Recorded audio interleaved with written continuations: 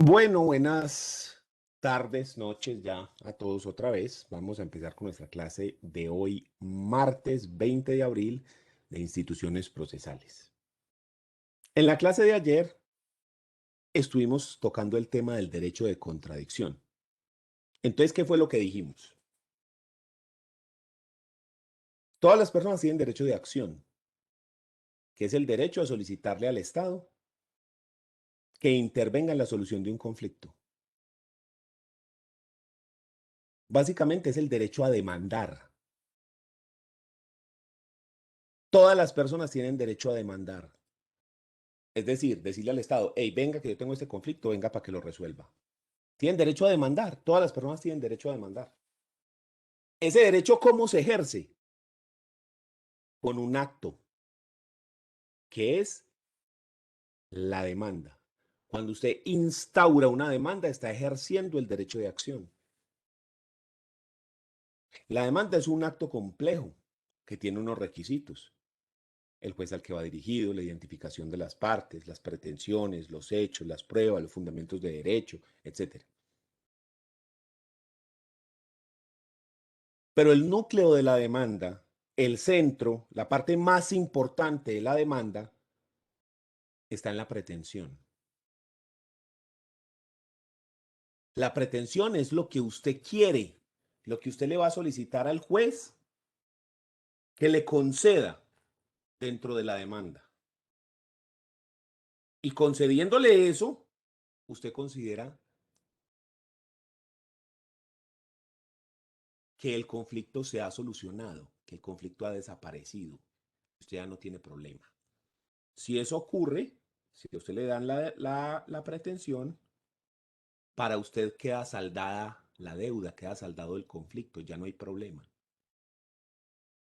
Eso es lo que usted pretende. Es el núcleo.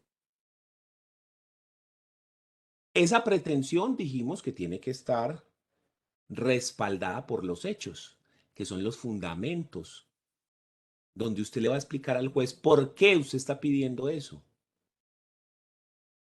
Porque yo le puedo decir al juez, señor juez, yo solicito que Diana Marcela Álvarez me dé a mí 100 millones de pesos. ¿Por qué? Ah, lo que pasa es que yo le presté un dinero más los intereses y da esto. No, es que ella me atropelló con el carro y entonces me generó unos perjuicios y ta, ta, ta.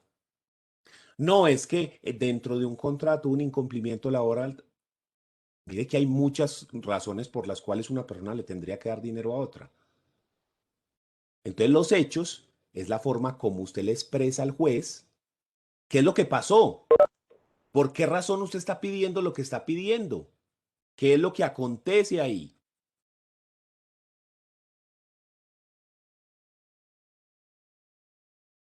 Y ahora pasemos al otro lado.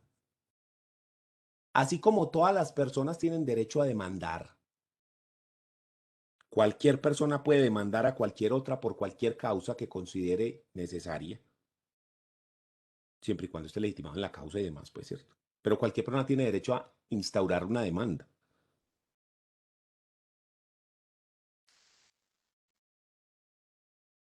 Si todo el mundo tiene derecho a demandar, entonces tiene que haber un derecho correlativo y contrario. Y es que todos tienen derecho a contestar la demanda que se interponga en su contra. Tiene derecho a controvertir lo que se diga en su contra, a controvertir las pruebas que se estén haciendo valer en su contra. Tiene derecho a ser escuchado en el juicio, a que no simplemente como en la Inquisición, bruja y quémela, y hasta ahí llegamos, y la persona no podía decir básicamente nada. Entonces, el derecho de contradicción es lo que permite que dentro de un proceso hayan las tres partes del triángulo. El juez, que es ese sujeto imparcial que va a tomar la decisión y que va a resolver el conflicto. El demandante, que es quien instaura la demanda, el que hace poner en funcionamiento al Estado para resolver el conflicto. El que vincula al otro, porque en la demanda usted vincula al demandado, y el demandado, que es la persona contra quien se ejerce la pretensión, a quien se pide que subsane o que cumpla con la pretensión que se le está solicitando. Ese demandado entonces tiene derecho a defenderse. El derecho de contradicción es el derecho a defenderse. Si algo se dice en mi contra, a defenderme. Yo tengo derecho a decir, eso no es cierto. Yo tengo derecho a decir, yo no fui. Yo tengo derecho a decir, las cosas no ocurrieron de esa forma. ¿Cómo ejerzo yo ese derecho? Mediante un acto. Si el derecho de acción se ejerce con un acto, que es la demanda, el derecho de contradicción asimismo se ejerce con un acto. Este acto es la contestación de la demanda. Ani, Profe, ese derecho a defenderse también viene como unificado con el derecho a la legítima defensa, de cierta manera. sí, sí, de cierta manera es, digamos, un derivado de ello. Porque la legítima defensa es cuando en una situación usted recibe un ataque no justificado en su contra, usted puede defenderse válidamente, sin ser sancionado, sin que sus acciones, así generen un daño, tengan repercusión de tipo penal. Entonces nosotros podríamos decir que de una forma muy primitiva, una persona está ejerciendo el derecho de acción. ¿En qué sentido? Tiene un conflicto y entonces lo resuelve con la violencia, amenazando, golpeando, ¿sí? Atacando a otro. Entonces ejerce el derecho de acción por medio de la autotutela, atacando al otro. La persona ante ese ataque se defiende, responde. Esta semana vi un video en Wikilawyers, que es un grupo de Facebook para abogados, que hay como 16.000 o 17.000 miembros. Y entonces mandaban un video y decían qué opinan los abogados. Y era un video como de una construcción donde hay una discusión, están los obreros y están ahí discutiendo.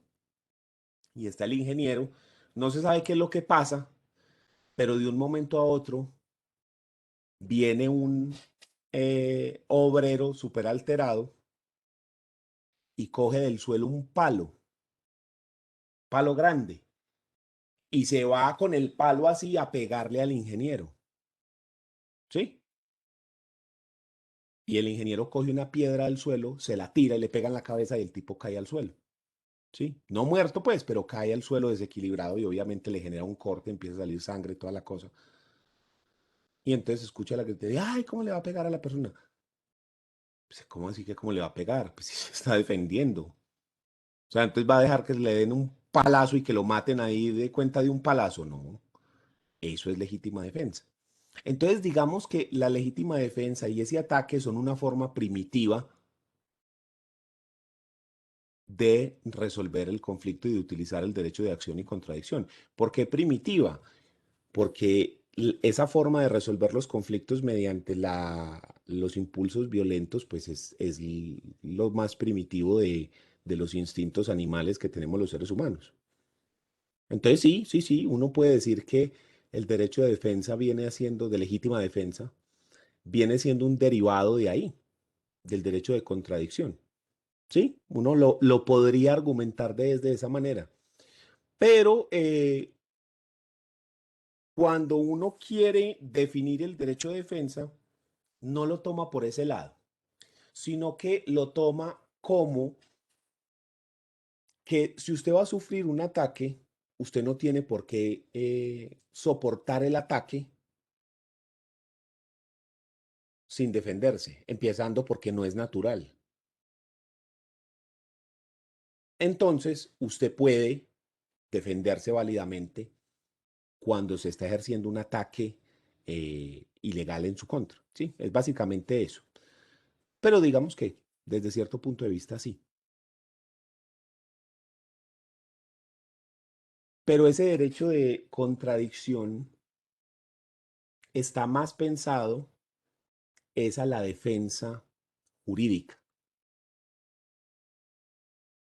A que si alguien aduce algo en mi contra, instaura una demanda en mi contra, con unas pretensiones en las cuales se solicita que a mí se me condene para algo, que se me obligue a hacer algo, dejar de hacerlo, pagar, etcétera, cualquier cosa, yo tengo derecho a defenderme jurídicamente de eso que se dice en mi contra. ¿Y cómo ejerzo el derecho? En el caso de la legítima defensa, yo lo ejerzo realizando un ataque también. A mí me están atacando y en la legítima defensa yo ejerzo un ataque también. En este caso, a mí instauran una demanda en mi contra, lanzan unas pretensiones en mi contra, están fundamentadas en unos hechos y en unas pruebas. Entonces, ¿yo cómo me defiendo? Con la contestación de la demanda. En la contestación de la demanda, yo voy a atacar la pretensión. Yo voy a decir si estoy de acuerdo con la pretensión, porque es que también mi posición puede ser, sí, ¿sabe qué? Él tiene razón. Eso es cierto. Tiene la razón y me someto a las consecuencias de aceptar la pretensión. Cuando hay esta figura de aceptación de la pretensión, de que yo digo, acepto la pretensión de la demanda, esa figura se llama allanamiento. El allanamiento es la aceptación de la pretensión. La pretensión era, señor juez,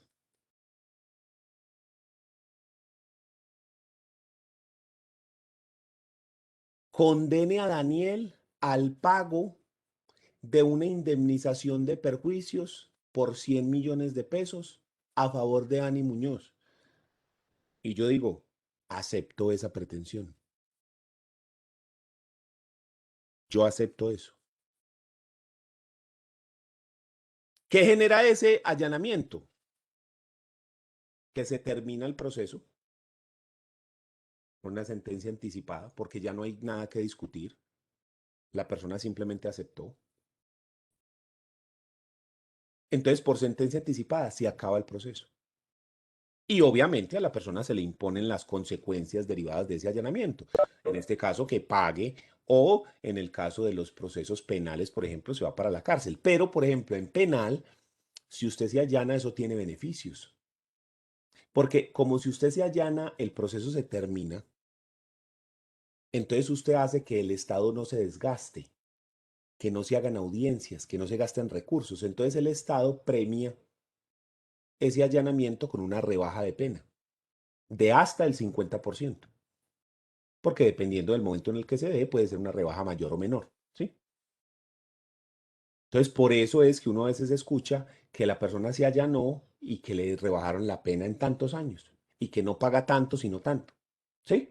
Es por figuras como el allanamiento, que como favorecen al Estado en el sentido de que no tiene que gastar recursos, en que no hay que desgastarse haciendo audiencias, demostrando y demás, sino que la persona acepta su responsabilidad penal, pues entonces se le dan unas prebendas.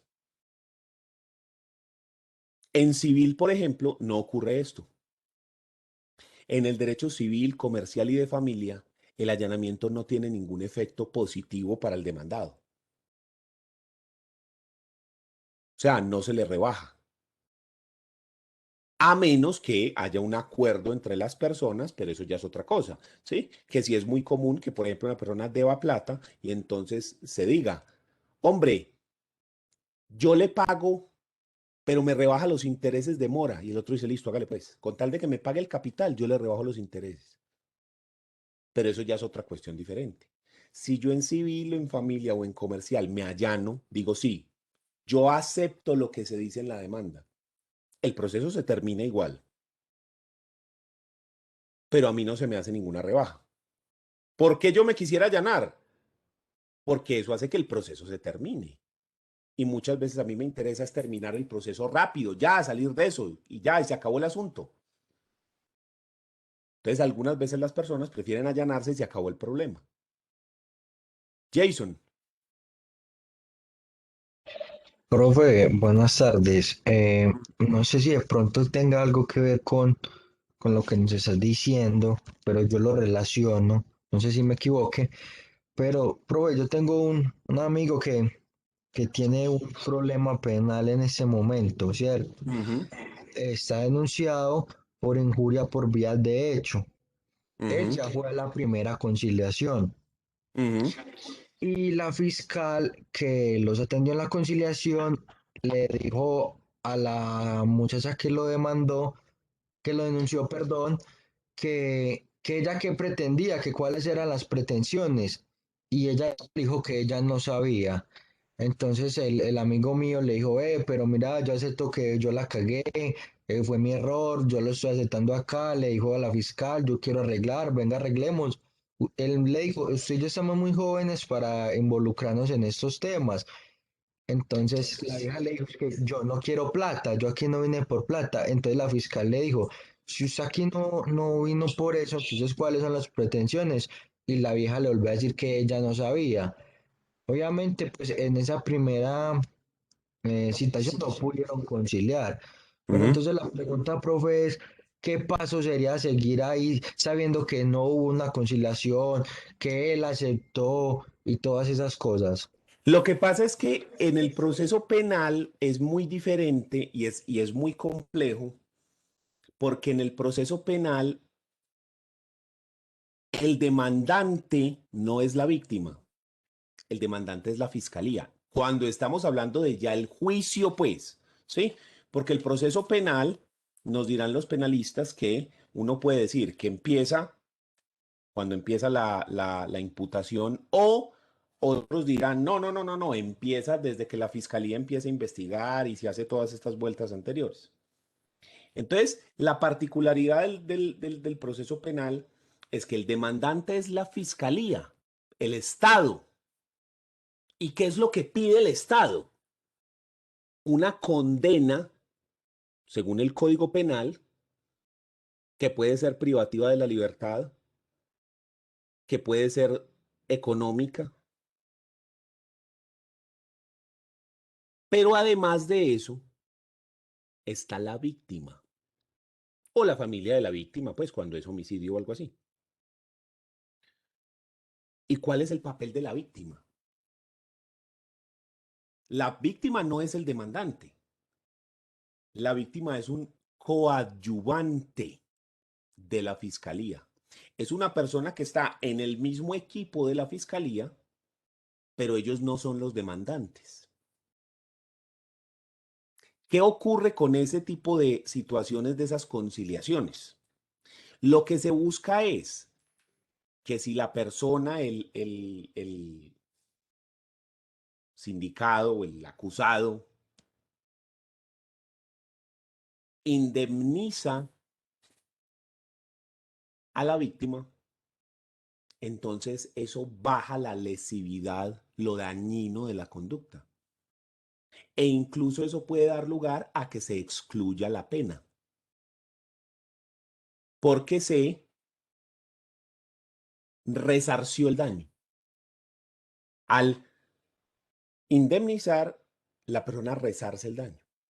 Algunas veces no basta solamente con dinero, porque por ejemplo cuando hay calumnia, que es muy común, por ejemplo, que los medios de comunicación diga, Jason Guerrero es el asesino de tal y tal cosa y salen y entonces muestran y entonces los titulares y toda la cosa. Y después resulta que no era Jason. Y después resulta que se demostró que no era Jason, sino que era Pedro Pérez. Entonces, ¿qué? Calumnia. ¿Qué es lo que Jason más necesita sin contar eso del dinero? Que se resarza el daño que se le generó a su buen nombre, que se arregle la embarrada. Entonces, ¿qué es lo que toca hacer? Que salgan, así como salieron a decir en el titular, Jason fue el asesino, Jason, que también salgan a decir, rectificamos, la embarramos, no era él, dijimos mentiras, no es cierto, es inocente. Así, en las mismas condiciones en las que se hizo, en las mismas condiciones se deben retractar. Entonces, eso hace parte de la indemnización, de resarcir el daño. Entonces, muchas veces no basta con dinero, sino que se busca algo más, una compensación simbólica o una compensación que no es en dinero, sino de realizar alguna acción. También es muy común que ocurra, por ejemplo, cuando se condena al Estado por una matanza que unos militares cogieron y mataron y unos falsos positivos y una cosa así. Además de indemnizar económicamente a las familias, se busca que el Estado pida perdón públicamente. Básicamente que los militares y el Estado mismo salga y diga, hombre, sí, la embarramos, nosotros lo hicimos mal, esas personas no causaron ningún daño y nosotros sí se los ocasionamos a ellos. ¿Sí? Porque muchas veces no se pretende solamente el dinero. Entonces, en ese caso, lo que está ocurriendo es eso, que seguramente la persona no busca solamente el dinero, sino que está buscando algo más. Puede ocurrir, como que unas disculpas públicas. En fin, o alguna otra circunstancia diferente, o simplemente no sabe cuánto es la indemnización que consideraría necesario. Entonces, lo más seguro es que eso se arregle de esa manera y que la persona no tenga que enfrentar, digamos, eh, a la justicia, ¿sí? O que si se enfrenta al asunto, pues se reduce muchísimo la pena precisamente porque hubo la indemnización del asunto. Primero Ani y luego alguien me escribió en el chat una cosa. Ani, Profe, primero le pregunto, ¿puedo hacer una pregunta pues X sobre el tema? No tiene nada que ver, pero es que sí me quedé con esa duda y porque me lo preguntaron y la verdad no sabía. a ver, miremos a ver cómo lo podemos relacionar. Si a una persona, por ejemplo, pagó una condena, ¿cierto? Y en ese proceso le imputaron, por ejemplo, el porte ilegal de armas, pero en ese proceso nunca se le pudo comprobar el porte ilegal de armas. Ujú, Listo, la persona vuelve a delinquir nuevamente ujú. y vuelven y la cogen. Y otra vez le imputan, pues le imputan esos cargos de porte ilegal de arma. ¿Cuánto tiempo pueden hacer eso? Lo que pasa es que, vea, hay una regla en penal que es el non bis in idem, no dos veces por lo mismo. Entonces se supone que usted no puede ser condenado dos veces por el mismo hecho, pero no es dos veces por el mismo delito, es por el mismo hecho. Porque entonces quiere decir que yo mato a uno, me mandan a la cárcel, salgo y ya puedo seguir matando a lo que me da. No, usted lo condenaron por ese acto en específico. ¿Cuál sería el porte ilegal? Que el día tal, a tal hora, estaba llevando un arma. Tan, por ese delito, fue condenado. Si después, otro día, diferente, estaba llevando también un arma, otra vez para adentro. ¿Sí? ¿Dónde está el asunto? La prueba. Entonces hay que mirar cómo está eso de que lo condenaron sin prueba y toda esa cosa. ¿Sí? Pero eso ya es un tema diferente, porque entonces ahí ya estamos hablando es de la validez del proceso vista desde la prueba. Entonces, ¿cómo se relaciona esto con el tema de nosotros? Cuando la persona está siendo juzgada, ejerce su derecho de contradicción. Entonces, la fiscalía, cuando ejerce el derecho de acción, y ojo, no existe el término demanda penal. En el caso de penal no se utiliza el término demanda, se utiliza el término imputación o acusación o en fin, pero el término demanda penal no existe. Pero para este ejemplo vamos a suponer que cuando la fiscalía hace su demanda y pide que se le condene a la persona por porte ilegal de armas por X años, tiene que sustentar eso y tiene que decir por qué razón está pidiendo ese delito. Entonces tiene que presentar las pruebas que logran demostrar que Pedro Pérez cometió ese delito y que por lo tanto es acreedor a la sanción. Y entonces Pedro, al ser el demandado, tiene derecho de contradicción y Pedro tiene el derecho a controvertir las pruebas que presente la fiscalía. ¿Qué pudo haber pasado? Que Pedro no tuvo una buena defensa, que Pedro no se logró defender, no logró tumbar lo que la fiscalía presentó y entonces pierde el proceso y se le dio la razón a la fiscalía y la persona tiene que pagar la condena. Y si sale a la calle y vuelve y cae en la misma circunstancia, volvemos al mismo punto. La fiscalía va a demandar, ya sabemos que ese término no existe, pero lo vamos a utilizar para ejemplificarlo. La fiscalía vuelve a demandar, vuelve a pedir una condena eh, con pena privativa de la libertad por otro delito diferente y la persona vuelve a estar en el mismo punto. Tiene la posibilidad de defenderse y de controvertir lo que se está diciendo en su contra y de demostrar que él tiene la razón y que no la fiscalía. ¿Sí? Entonces, ¿ahí qué pudo haber pasado? Un error en la defensa. Algo pasó con el cual la defensa que hizo la persona no fue suficiente para vencer los argumentos de la demanda. ¿Sí? Y el juez dijo, no, no, no, aquí el que tiene la razón es la fiscalía. Entonces, eso fue lo que ocurre ahí. Entonces, ¿qué puede pasar? Sí, otra vez es otro proceso diferente. Alexandra escribe en el chat y dice, profe, cuando alguien no se allana y se demuestra que es culpable, ¿eso tiene alguna repercusión? Pues en estricto sentido, no. O sea, no es que si usted no se allanó, le dan una condena más alta, no.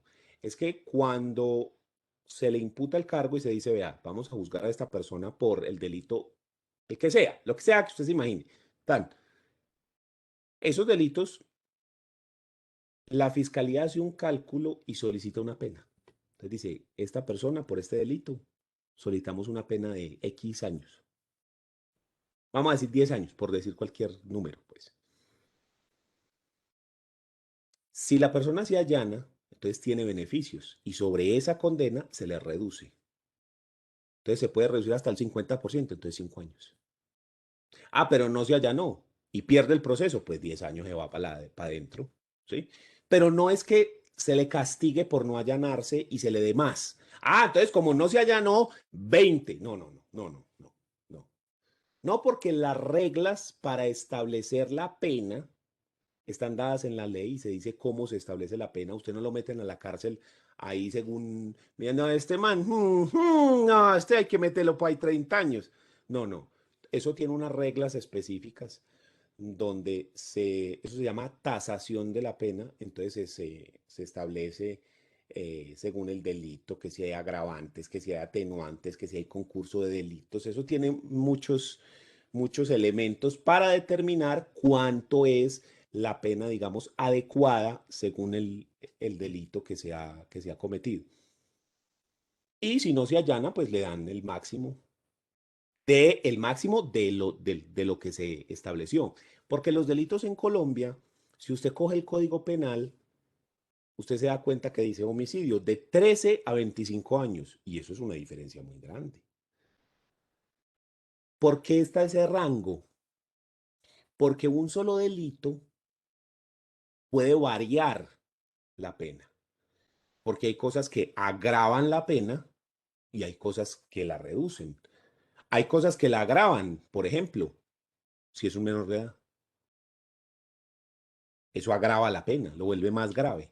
Y hay cosas que la reducen. Por ejemplo, ira e intenso dolor. La puede reducir, no la elimina, pero la puede reducir. ¿Ya? Entonces, cuando se van a fijar esas penas, eso es una cosa jodida. Eso lo van a ver ustedes en penal, esa tasación de la pena y les va a sacar canas verdes. Porque eso tiene un montón de reglas y entonces no sé qué, y se divide en cuartos y se pasa para acá y se reduce uno y se sube y no sé qué. Y eso parece uno haciendo pues unas operaciones matemáticas como para lanzar un cohete a la luna. ¿Sí? Pero la idea es que haciendo el cálculo de manera correcta, usted puede establecer por un delito exacto cuánto es la pena. ¿Sí?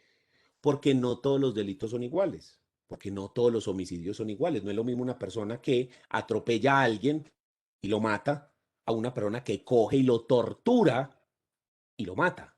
¿Sí? Mire que son diferentes el asunto. Entonces, los delitos están pensados para tener en cuenta que hay circunstancias que los vuelven más graves y que los vuelven más bajitos. Entonces, cuando usted no se allana, no es que eso hace que la pena aumente, no. Lo mismo que ocurre en el civil. Yo pido 100 millones y la persona no se allana, ¿qué? Paga 100 millones. Y si se allana, ¿qué? Paga también los 100 millones en civil. ¿Sí? En penal sí tiene la ventaja de que hay unas rebajas. Yesid, Profe, qué pena. ya le doy la palabra. Espérame que es que Yesid levantó la mano. Listo. Yesid. Profe, quería preguntarle algo y también contarle algo entre paréntesis. Primero, referente al caso del compañero Jason sobre el Ujú, tema de la conciliación y el no saber, es que puede pasar que la rabia, el momento nos haga ir a denunciar y no era eso lo que nosotros queríamos. Quizás queríamos que se borrara una foto, que se dijera una disculpa o algo en el caso de él que pues, puede ser injuria por vía de hecho, o que se dejara de hacer algo, o simplemente eso. Y se lo digo porque yo conozco el caso de un joven de 18 años que estuvo con una menor de 14. ujú, Y la madre de inmediato hizo la denuncia, él está cumpliendo la condena, pero no lo conocía y ahorita que lo conoce le lleva comida, le pide disculpas, yo no quería que usted estuviera acá, me dejé ganar de la ira. Entonces, quizás es que a veces cuando las cosas nos pasan, o respondemos con violencia o decimos, no, vamos a denunciar y luego ya no sabemos por qué denunciamos. ujú. Porque ese es el problema de la venganza, Yesid. Y lo muestran muchas veces en los libros y en las películas y uno a veces no capta la idea. Yo tengo aquí arriba un libro que me llamó mucho la atención, se los voy a traer para hacerles publicidad.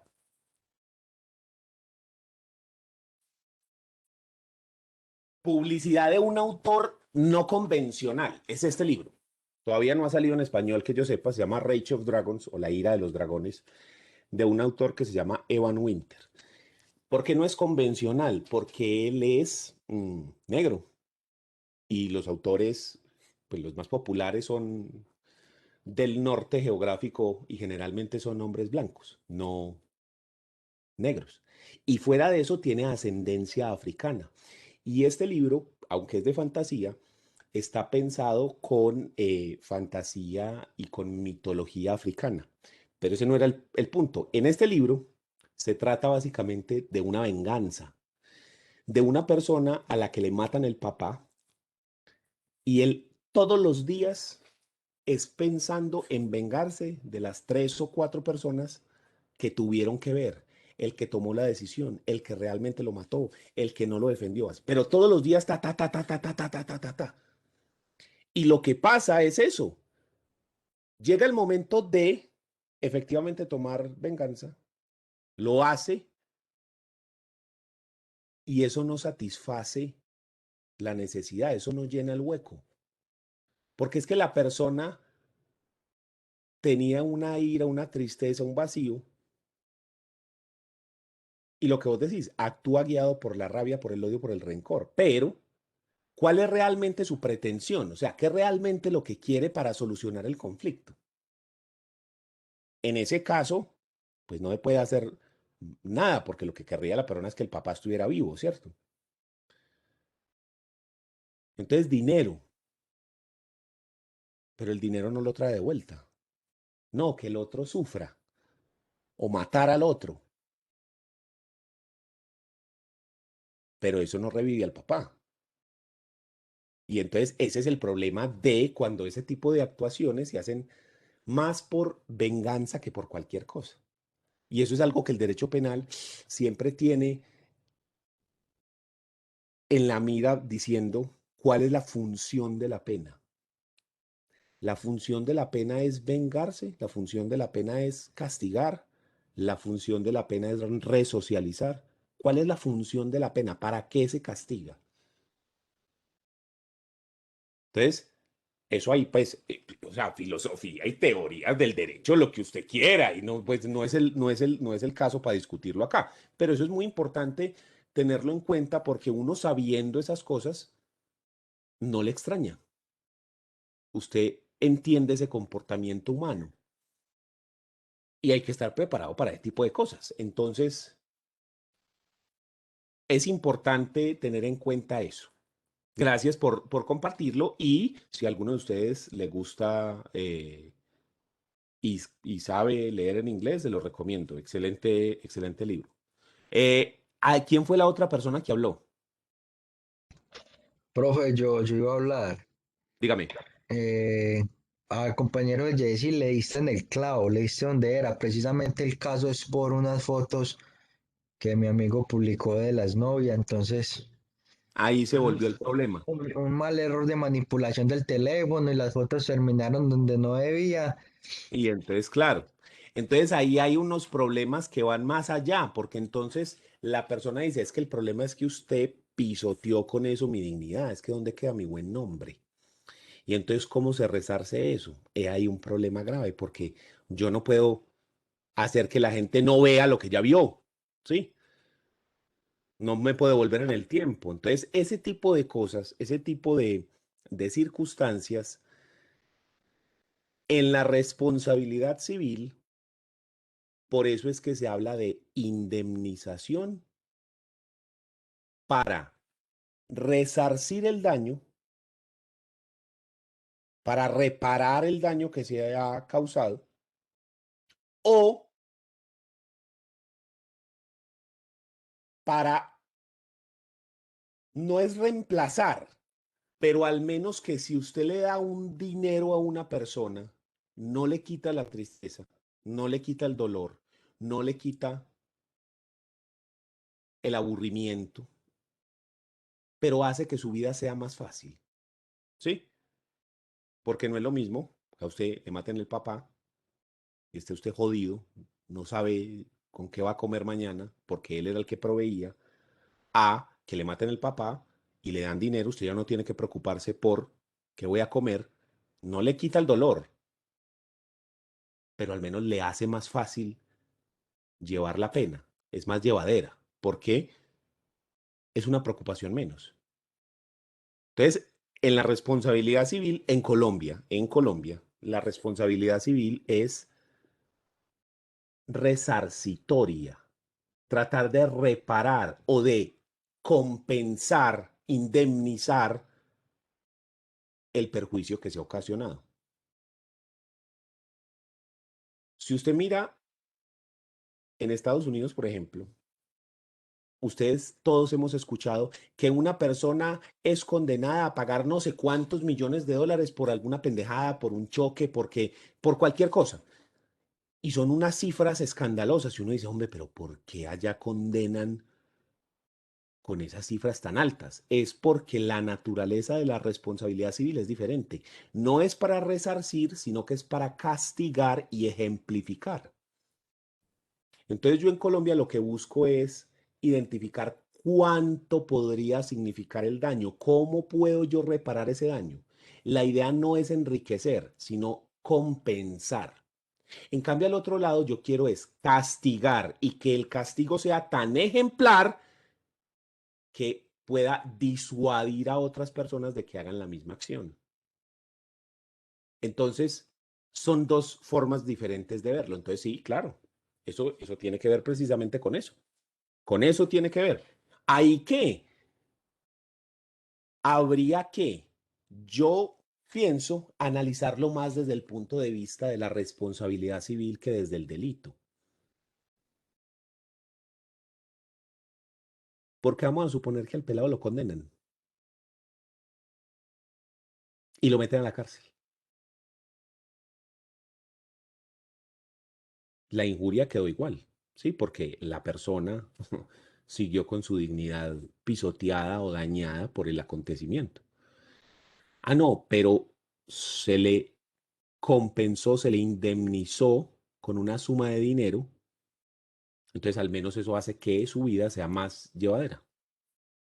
¿Sí? ¿Eso tiene que ver con el Estado Social de Derecho? No, no tanto, no tanto. Eso tiene que ver con la concepción que se tenga en el Estado. Eso sí tiene que ver con esto, pero no, no es tan directo. Con la concepción que se tenga en el Estado de la responsabilidad civil. Digamos que de cierta manera, de manera indirecta, sí tiene que ver con el Estado Social de Derecho, pero no es, digamos que no es la consecuencia directa. Es más por una concepción histórica, social, de cómo se resuelven unos conflictos en una parte y en otra. Así como en Estados Unidos se habla más de un derecho consuetudinario y nosotros hablamos de un derecho más positivo, más traído de la norma, que venimos de Francia, en cambio ellos vienen de sí. Eso va más por ese lado. Es una concepción diferente del derecho, sobre todo del derecho de responsabilidad civil. Es diferente. Pero bueno, ahí tenemos varios temas. Mire que todo esto está relacionado con lo mismo y es la persona que ejerce el derecho de acción y que está demandando. En este caso ya sabemos que la víctima no es el que demanda, pero va, digamos, en el mismo equipo, en el mismo carro que la fiscalía. Tiene una pretensión y hemos tocado varios temas ahí de pretensiones diferentes, de qué es lo que quiere la persona para sentir que el conflicto se ha resuelto. Y luego pasamos al otro, a la persona que está ejerciendo el derecho de contradicción. Y esta persona entonces tiene varias opciones para ejercer ese derecho de defensa. Y mencionamos que la primera opción es el allanamiento, es aceptar lo que se está pidiendo en la demanda. El problema en este caso es que la demanda, la pretensión no es clara, porque la persona no tiene claro qué es lo que quiere para considerar que el conflicto se solucionó. Y ahí es donde está el problema. Sí, ahí es donde se generó el conflicto. Porque la persona dice, es que yo estoy dispuesto a allanarme, pero ¿me allano a qué? ¿Cuál es tu pretensión? Y ahí la persona ahí es donde patina. Entonces ahí es donde empieza el problema, porque entonces, ¿qué hago? ¿Sí? Pero digamos que esto se da precisamente porque no se ha hecho de manera efectiva el asunto. Primero porque eso se está manejando en penal y en penal es diferente, pero vamos a suponer que eso se está haciendo en civil. La pelada tendría que haber hecho una demanda y en la demanda tiene que poner de manera clara y precisa qué es lo que pretende. Si usted no pone de manera clara cuál es su pretensión, el juez no le admite la demanda. Porque el juez no hace el proceso simplemente porque es muy bueno estar en proceso y porque, ay, qué bacano las audiencias. No, el proceso se hace para resolver un conflicto. Entonces usted tiene que ser muy claro de qué es lo que quiere, qué es lo que usted pretende con el proceso. Por eso decimos que ese es el núcleo de la demanda. Porque con eso, primero que todo, el juez ya sabe qué es lo que se va a hacer, qué es lo que se está pretendiendo. Segundo, el demandado puede evaluar cuáles son sus opciones de defensa, que dijimos que la primera es allanarse. ¿Cuáles son las otras opciones de defensa que tiene el demandado? Guardar silencio, no contestar, quedarse callado. Y eso tiene diferentes efectos. Uno de los efectos más importantes se llama confesión ficta. Y es que usted se queda callado, entonces se presume que todo lo que dijo el demandado en los hechos es cierto. Y si los hechos son ciertos, dijimos que los hechos son el fundamento de las pretensiones. Si los hechos son ciertos, entonces hay que darle la razón al demandante porque la pretensión está fundamentada. Básicamente, si usted se queda callado, perdió el proceso. ¿Y sabe qué es lo más berraco? Que esa es una de las principales formas de defensa que ejerce la gente. Dice, ¿qué? Mire este caso. Yo voy a comprar un apartamento, para lo cual saco un crédito hipotecario con Bancolombia. Bancolombia me presta el dinero y constituyen hipoteca en el apartamento. Y yo cada mes tengo que pagar una cuota de 2 millones de pesos. Pago las 3 primeras cuotas y no vuelvo a pagar. A los 6 meses, Bancolombia demanda exigiendo el apartamento por el no pago. Yo sé que no pagué. ¿Cómo para qué voy a contratar un abogado yo? Voy a pagarle a un abogado para que diga qué.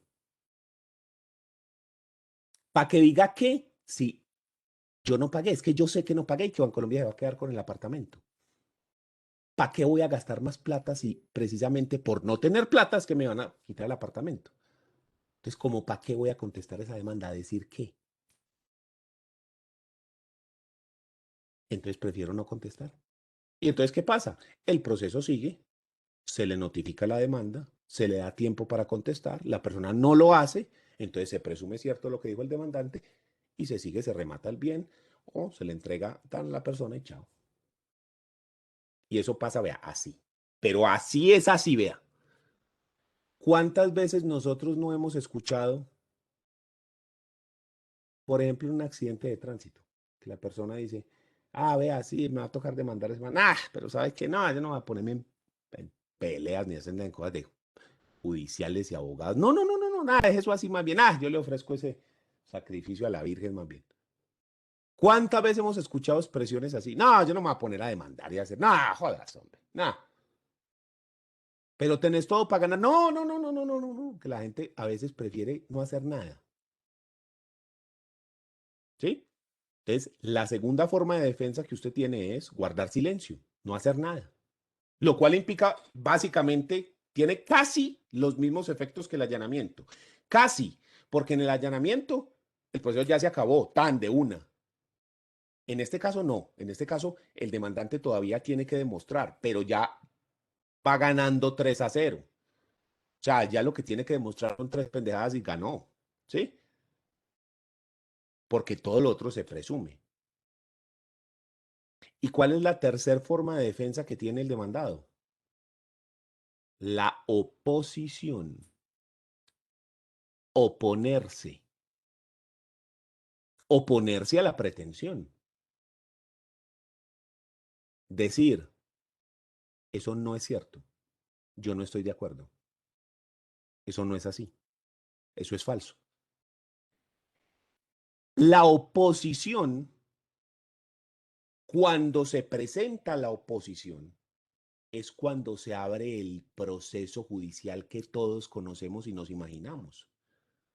Que es cuando la persona dice, no, mire mis pruebas, señor juez, y entonces se presentan testigos, documentos, peritos, etcétera. Y el otro también entonces presenta sus testigos, sus documentos, sus peritos, y entonces se hacen las preguntas, y entonces es la audiencia, y ese proceso adversarial donde tenemos una persona que dice blanco y el otro dice negro, ¿sí? Y a la final es el juez quien toma la decisión, porque el juez escucha al demandante, ¿verdad?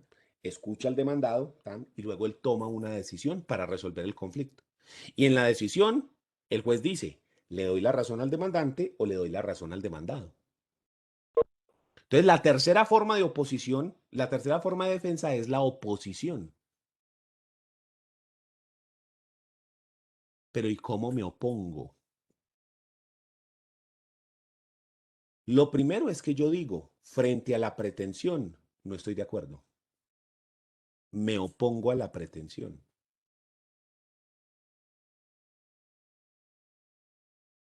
Pero decir eso no basta. Yo tengo que decir por qué me opongo. ¿Cuál es la razón por la cual yo estoy diciendo eso no es cierto? Porque yo estoy diciendo, señor juez, no le dé la razón a él. Yo tengo que decir por qué. Es que yo ya pagué ese dinero. Es que ese dinero ya está pago. Mire, ¿cómo me va a volver a cobrar si ya está pago? ¿Sí? Entonces no es solamente me opongo a pagar el dinero, sino ¿por qué me estoy oponiendo? Porque yo ya lo pagué, mírelo.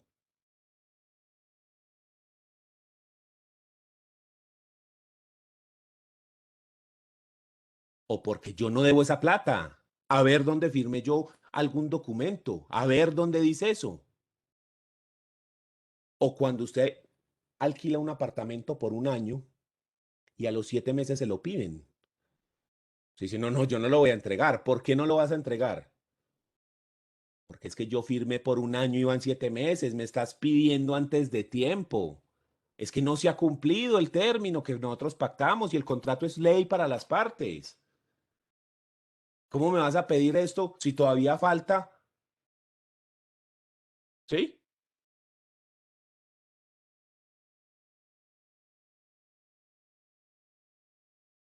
O yo también le puedo decir, un momentico, nosotros ya habíamos arreglado eso por fuera en una conciliación. Mire aquí el acta de conciliación, eso ya se resolvió. ¿Cómo va a volver a demandar por lo mismo si eso ya se resolvió? Y él acordó en la audiencia esto.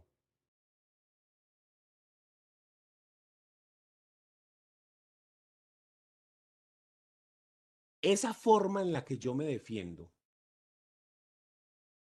en la cual yo ataco la pretensión, en la cual yo digo, el demandante no tiene la razón por esto, esto y esto y esto y esto, es lo que se conoce como la excepción de mérito o excepción de fondo. La finalidad de la excepción de mérito o fondo es atacar la pretensión. Decir que el demandante no tiene la razón por esto, esto, esto o esto.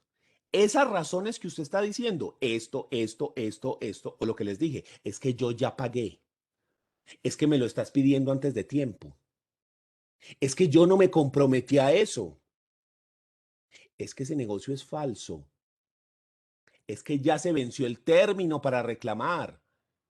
Todos esos son excepciones de mérito.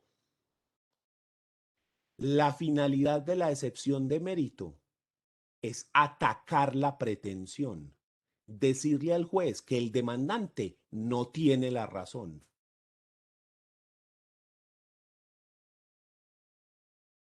¿Cuáles son las excepciones de mérito? No están taxativas en la ley. Las excepciones de mérito yo no puedo decir están en tal artículo, están en tal, sino que usted las encuentra en las leyes, en sentencias, en doctrina. Pero yo he recogido más o menos una lista y es esta lista que les voy a presentar ahora. Esta es una lista de excepciones de mérito que yo he recogido pues a lo largo del ejercicio profesional para que la apunten si quieren, de diferentes excepciones de mérito que usted puede solicitar. Por ejemplo, esta de cosa juzgada era lo que decíamos ahorita del non bis in idem, del no dos veces por lo mismo.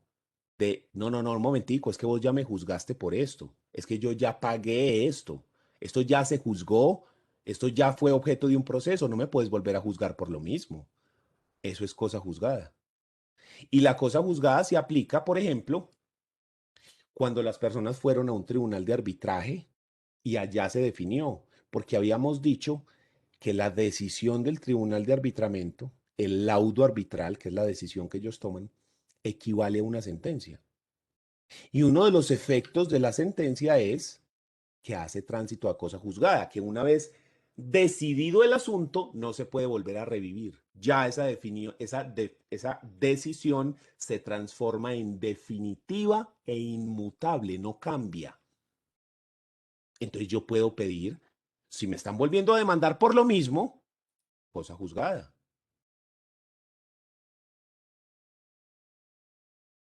Y miren que aquí hay algunas de las que yo ya les había dicho con el ejemplo. Pago total o parcial. Petición antes de tiempo.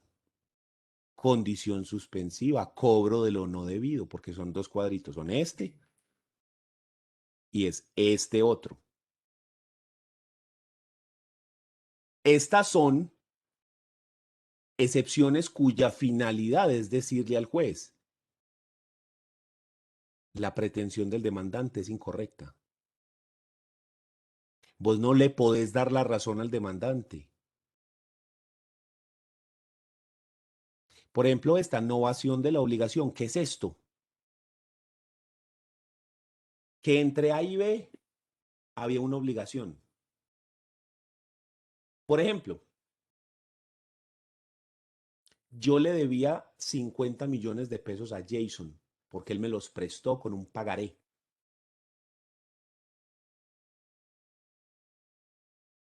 Pero en un momento dado Jason se va a divorciar. Y entonces yo le digo, Jason, hagamos una cosa. Yo le debo a usted 50 millones. Yo le llevo ese divorcio. Y de esa manera le pago lo que usted me debe. Ah, pero eso no está muy caro. No, no, porque yo le llevo el divorcio y la liquidación de la sociedad conyugal. Y ya con eso quedamos a mano. ¿Listo? Listo. Entonces le llevo el divorcio y ya no le debo nada. Ok. Y después resulta que Jason viene y me demanda. Un momentico, señor juez, que es que esa obligación se novó. Esa obligación la cambiamos por otra. Yo tenía la obligación de darle 50 millones de pesos. Eso es cierto, porque él me los prestó.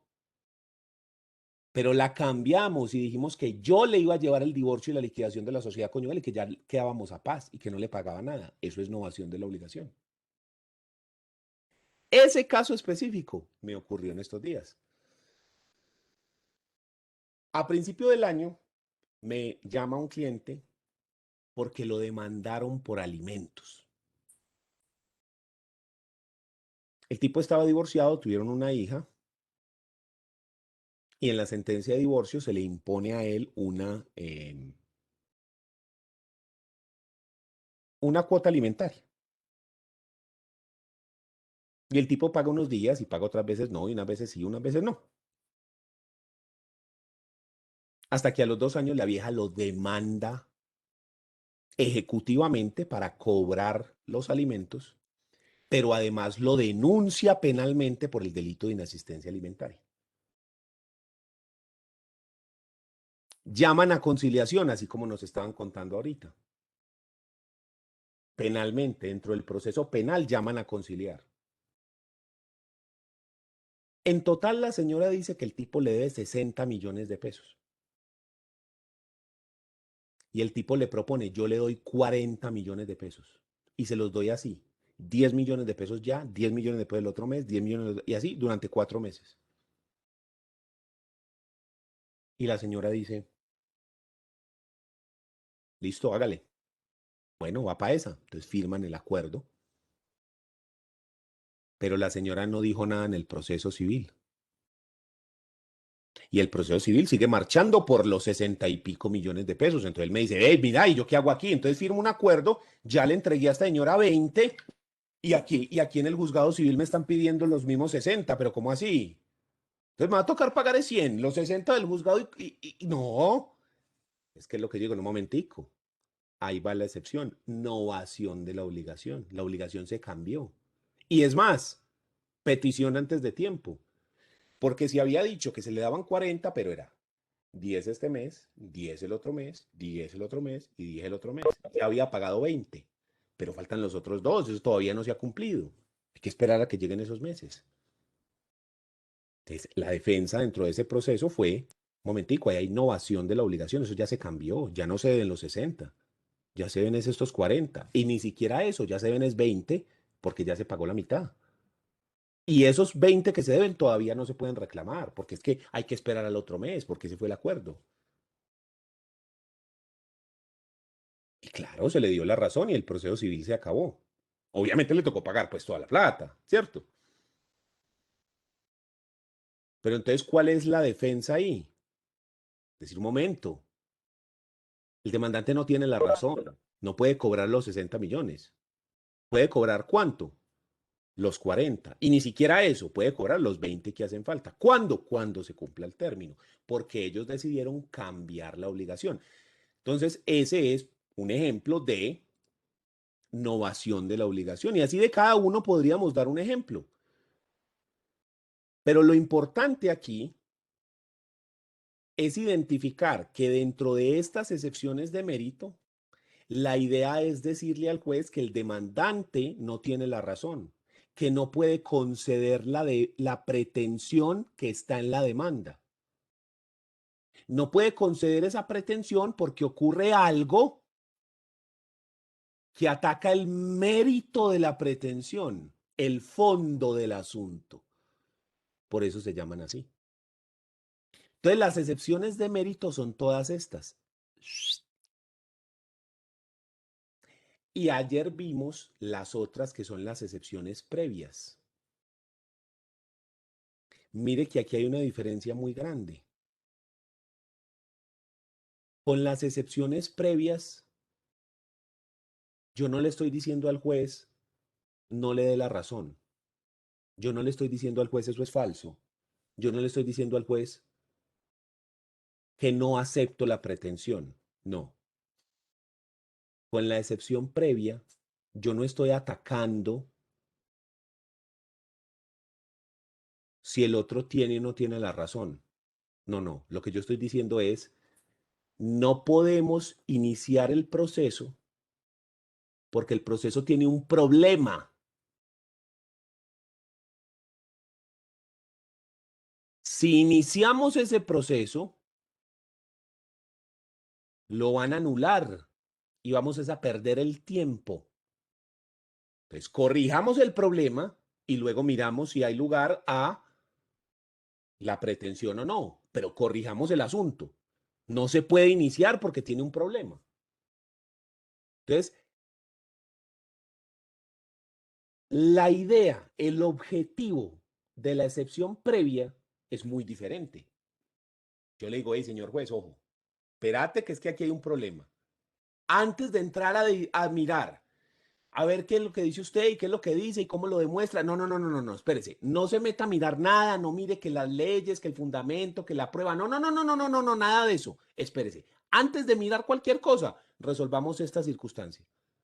Es que usted no es competente. Entonces no se ponga a mirar si él tiene la razón o si la tengo yo, las pruebas que puso. No, no, no, no, no mire nada. Resolvamos primero si usted sí puede resolver este caso.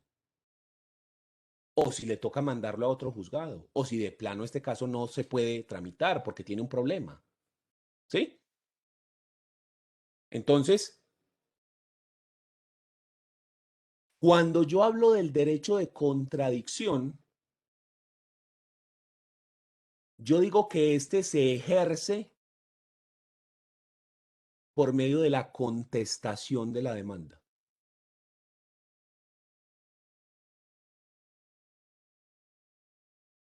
Y que el núcleo de esa contestación es la excepción de mérito. Sin embargo, quien ejerce el derecho de contradicción y quien está contestando la demanda, además de la excepción de mérito, tiene otra arma más, que es la excepción previa. Pero esta solamente se puede utilizar cuando el proceso tiene un problema que impide que se tramite. Usted solamente puede utilizar la excepción previa en la medida en la que haya un problema. Un problema que los vimos ayer, ¿sí? Que son estos. Porque estos problemas atacan es la validez del proceso. Yo le digo al juez, usted no puede iniciar esto porque entonces el proceso es nulo y lo que estamos haciendo es perder el tiempo. Diferente a la finalidad de las de mérito, que es decir, él no tiene la razón. No le podés conceder la pretensión. Entonces, si yo tengo que hacer un comparativo, yo digo que el derecho de acción y su contrario sería el derecho de contradicción. La demanda, que es la forma como se ejerce el derecho de acción, su contrario es la contestación de la demanda, que es la forma como se ejerce el derecho de contradicción. Y el núcleo de la demanda, el centro, la parte más importante es la pretensión, que es donde el demandante le dice al juez qué es lo que necesita, qué es lo que él quiere con el proceso para determinar que el conflicto ha solucionado. Y el relativo a esa pretensión sería la excepción de mérito, que es la que ataca la pretensión, la que dice que la pretensión no es cierta, que la pretensión no se puede conceder. Entonces, ¿dónde nos queda la excepción previa? Nos queda por fuera de ese cuadro. La excepción previa no tendría un relativo en el derecho de acción, porque la excepción previa, como les había dicho yo ayer, es como ese control de legalidad secundario. El primer control de legalidad lo hace el juez, donde se fija que el proceso esté bien, que él sea competente, que sí se pueda tramitar el asunto. Pero si por cualquier circunstancia el juez no lo ve, no ve el problema, entonces jodidos porque el juez no lo vio.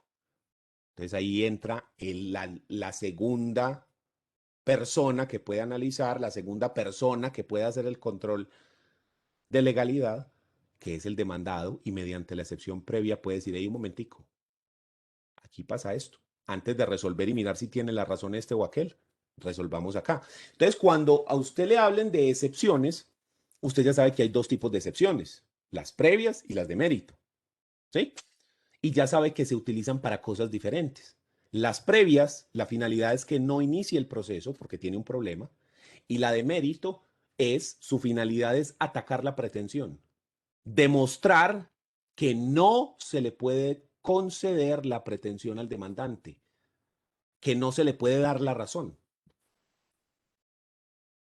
¿Quién tiene alguna duda?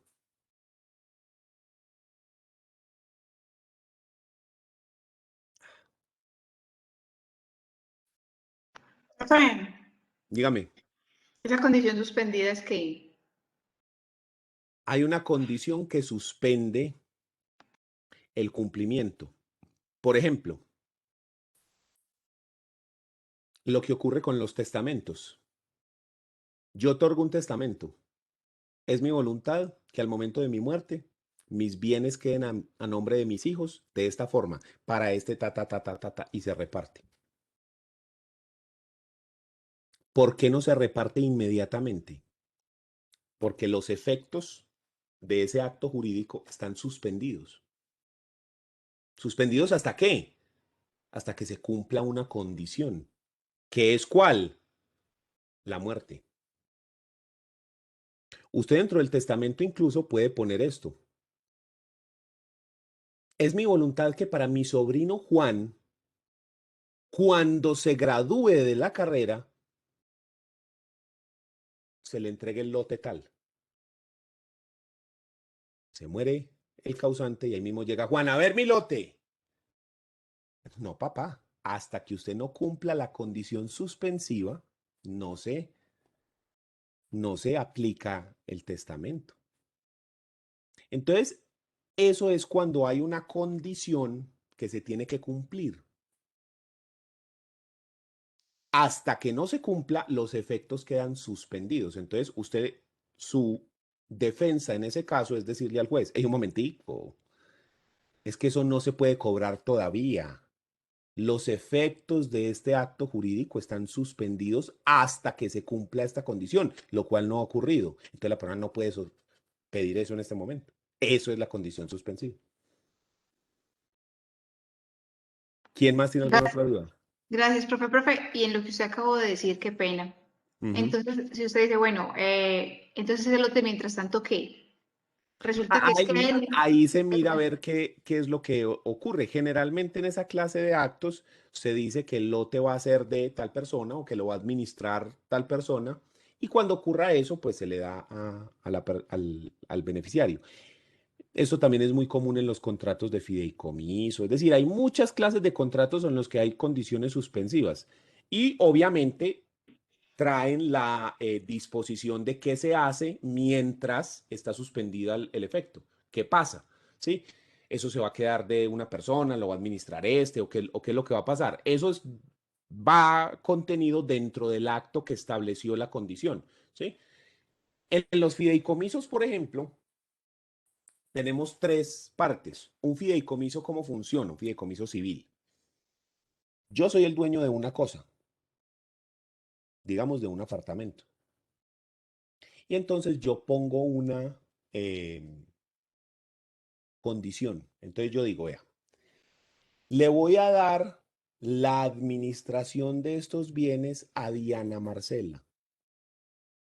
Ella los va a tener y los va a administrar. Va a ser la propietaria fiduciaria. Pero cuando se cumpla esta condición, que puede ser el tiempo, puede ser un hecho, puede ser cualquier cosa, se puede decir en 2 años, en 3 años, cuando ocurra esto, a la muerte de esto, cualquier cosa que sea posible, obviamente. Cuando ocurra la condición tal, Diana le va a pasar los bienes a Jason, que es el beneficiario. Entonces ahí hay una condición suspensiva. Jason no va a recibir los bienes, no se va a volver propietario, sino hasta que se cumpla la condición. Si nunca se cumple, nunca se vuelve propietario. ¿Sí? Y mientras tanto, ¿qué? Diana se queda con los bienes. Ella es la propietaria fiduciaria. Y la condición nunca se cumplió. Jason se murió. Entonces, ¿qué? Se devuelve a mi nombre, porque como yo era el propietario original, entonces se devuelve porque ya no se puede cumplir la condición, ya no se va a dar, entonces se me devuelve. Incluso Gracias, profe. en algunos casos se pone así, hasta que pase esto, pero si no pasa, entonces que pase esto otro. ¿Sí? A veces se dan con esas condiciones. ¿Alguien más tiene alguna duda? Profe, Dígame. qué pena. Entonces, en eso de los fideicomisos, si por ejemplo, cuando uno compra un apartamento que todo queda que todo queda así, y dicen, bueno, y es que esta plata no se le entrega hasta que no cumpla con el 50% del progreso, ¿cierto? Cualquier boba de esas. Listo. Ujú. Digamos que el proyecto fue un fracaso total y no vendieron sino el 20% y uno fue de los mala suerte que compró.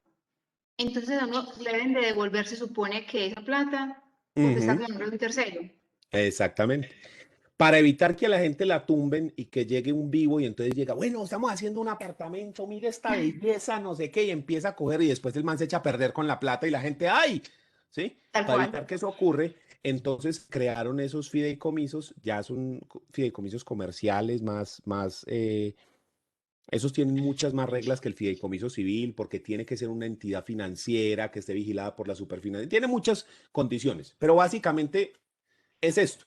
Llega la constructora, los ladrillitos y va a ser una unidad. Y entonces empiezan a vender. Entonces llega Diana y dice, ve, a mí me interesa cuánto es el apartamento, vale 200 millones y se entrega con esto y esto. Ah, una berraquera. Listo. Entonces, ¿qué hago? Ah, bueno, entonces usted págueme los 200 millones, pero usted no se los paga a la constructora. Usted se los paga es a un propietario fiduciario. ¿Qué va a hacer? Digamos, Bancolombia. ¿Listo? Entonces, Bancolombia es el que está administrando la plata de toda la gente del que ha comprado en el proyecto. Cuando se ha vendido el 50%, que es el punto de equilibrio generalmente, entonces Bancolombia suelta un pedazo para que vayan construyendo. ¿Listo? ¿En qué momento se suelta toda la plata? Cuando está listo el apartamento para entregar. Ya se va a entregar, vea las escrituras aquí listas, entonces se le hace escritura y se le entrega la plata.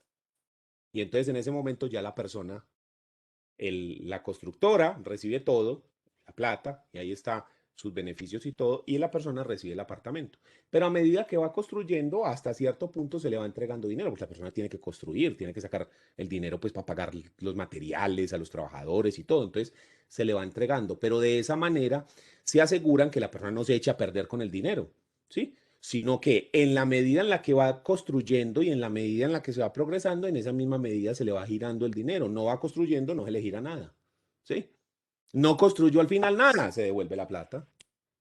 Profe, entonces esos fideicomisos, pero esos fideicomisos que tienen, les genera rentabilidad la plata que ellos tienen ahí, pues porque ellos de gratis no van a estar Ah, ahí. claro, o sea, el banco pone eso a producir y juega con la plata de uno y con eso hacen el doble o el triple De del todo. dinero. Pues Ay, claro, qué es que rabia. se Deje me, así, ¿no? Pues lo mejor que uno podría hacer en el mundo es tener un banco, hombre. Claro, ese es el Ay, negocio. sí, no, no, es que el negocio es cualquiera que no sea para trabajar para otro, pero eso es más difícil. Claro, no, pues que el negocio es tener un banco. Estaríamos, es mejor dicho, ah, ya estábamos, le digo, vea, vacunados, relajados, en una isla paradisíaca, así, mirando como en el mundo todo se va a la mierda mientras que nosotros estamos relajados, pero no, no es así. Entonces, ¿qué nos toca hacer? Trabajar y estudiar. Esa es la que toca. Cuando usted dijo que vacunados, yo pensé que era por estos grupos tan No, que no, dicen no, que no, no. aquí no los queremos tener Vacunados plata. contra el COVID, por favor. No metamos aquí más vacunados contra el COVID, muchachos. Por Dios, está pasando. Ay, pero... Bueno, nos vemos la próxima semana. Que estén bien. Chao. Gracias, profe, hasta No, luego. gracias, profe. Gracias, profe.